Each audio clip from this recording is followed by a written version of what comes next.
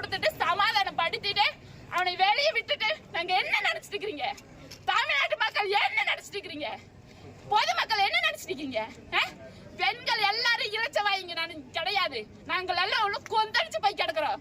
10 மாசம் கருவுல சுமந்து பேத்த அந்த வலி யாருக்கு தெரியும்? யாருக்கு தெரியும்? எங்க குழந்தைங்களுக்கு ஒண்ணு நடந்துச்சுன்னா விடவே மாட்டேன். அதுக்குதான் உங்களுக்கு திறமையான ஆளுன்னு சொல்லிட்டு ஆக்சன் ஹீரோன்னு நினைச்சிட்டு உங்களை கொண்டு வந்திருக்கிறோம். நாங்க நீங்க படத்துல காமிக்கிற மாதிரி எல்லாம் இங்க காமிக்கணும்.